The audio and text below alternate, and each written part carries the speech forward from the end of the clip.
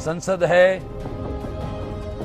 कार्यपालिका है, न्यायपालिका है, मीडिया है, आवाज कहाँ है? आवाज होनी चाहिए।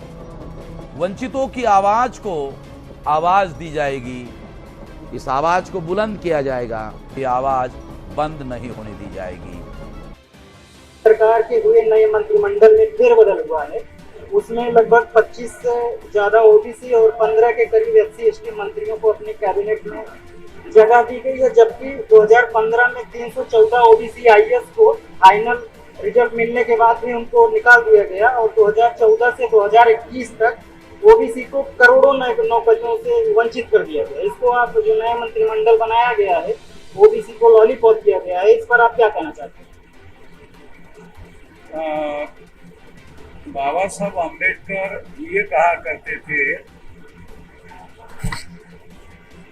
कि ब्राह्मणों के मंत्रिमंडल में हमारे लोगों को पोजीशन दिया जाता है, पोजीशन दिया जाता है, पावर नहीं दिया जाता।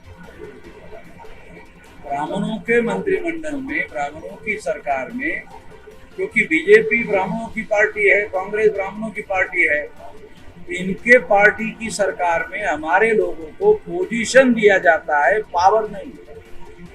अब बहुत सारे मंत्री बनाए, मैं इन मंत्रियों को छोटा काम करने के लिए बोलता हूं कि ये लोग इकट्ठा होकर ओबीसी की जाति आधारित गिनती करवा दे।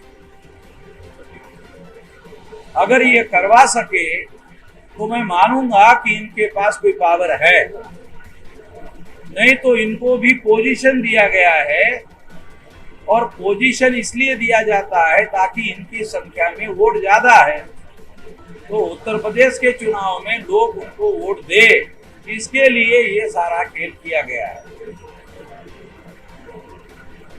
सर, दूसरा सवाल है कि प्रेस की आजादी को छीनने के लिए केंद्र सरकार पत्रकारों को जेल में डालने और उन्हें डराने धमकाने, यहाँ तक कि पत्रकारों की हत्या और गायब होने की भी खबरें सामने आती रही।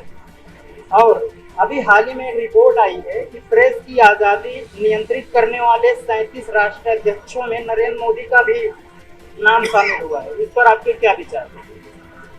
भारतीय जनता पार्टी की सरकार अभिव्यक्ति की आजादी की कभी भी समर्थक नहीं रही है। संविधान का आर्टिकल 19 के वो लोग हमेशा विरोध करते रहे हैं और जो लोग अपने हक अधिकार की बात करते हैं उनके खिलाफ राष्ट्रद्रोह का मुकदमा करते हैं। हमारे खिलाफ भी राष्ट्रद्रोह का मुकदमा किया था, तो हम डरते नहीं हैं, तो हमने मुकाबला किया और वो एफआईआर आगे तक नहीं बढ़ा पाए, हमें नोटिस तक नहीं दे पाए, क्योंकि लड़ना पड़ेगा। तो हम लड़ रहे हैं और लड़ने के साथ साथ इनको चुनाव में परास्त करने के रणनीति पर भी काम होना चाहिए। Sir, the times of India में एक लेख छपा है उसमें, जिसमें कहा गया है कि ब्राह्मण पुरुष विदेशी है, महिलाएं नहीं है। इस पर आप क्या कहेंगे? ब्राह्मण पुरुष ही विदेशी है और महिलाएं नहीं है। ये तो डीएनए का माइटोकॉन्ड्रियल डीएनए जो है, उस माइटोकॉन्ड्रियल डीएनए ने महिलाओं को भारतीय घोषित किया। एससी एसटी ओबीसी की महिलाएं और ब्राह्मणों के घरों की जो महिलाएं हैं उनका डीएनए एक है।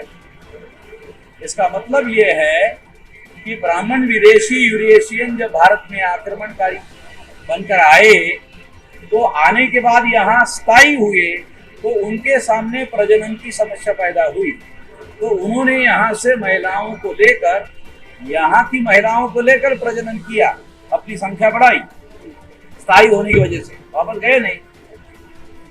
इस वजह से उन महिलाओं का डीएनए एक भारतीय निकला, माइटोकॉन्ड्रियल डीएनए।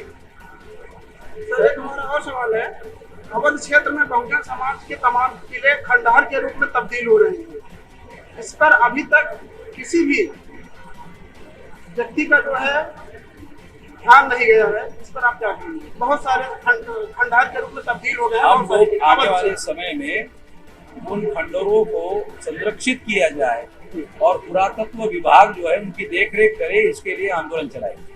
सर एक और बहुत बड़ा मुद्दा है जिसे भाजपा जो है बहुत भुनाती है बहुजन समाज को लेकर।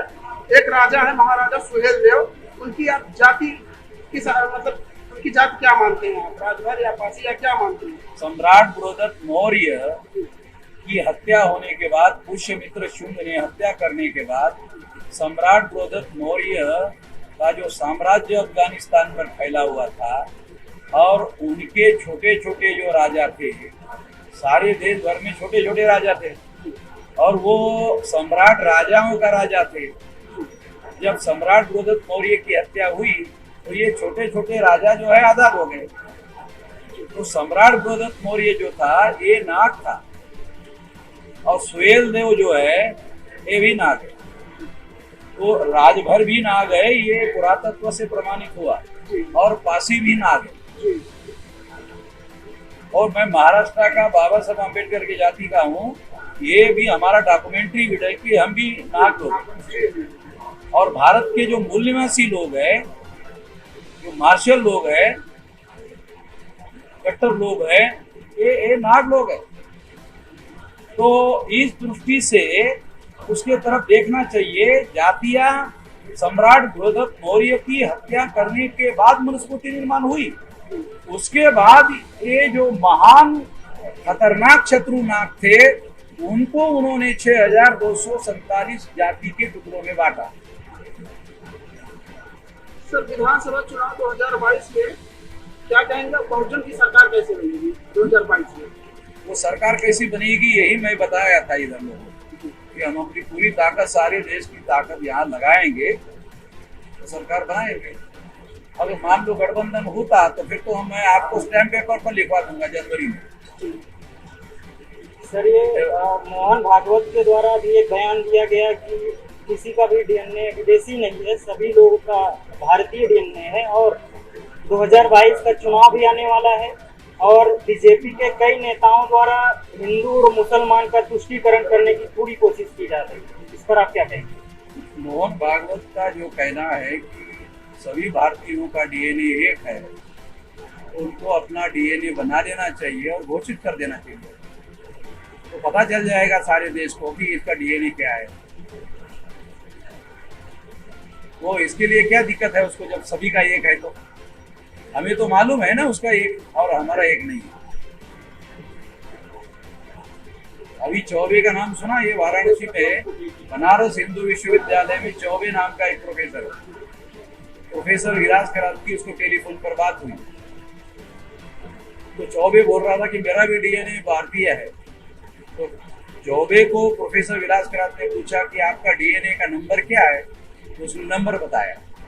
तो विलास खरात ने कहा ये नंबर तो विदेशी लोगों का है, तो हंसने लगा चौबे।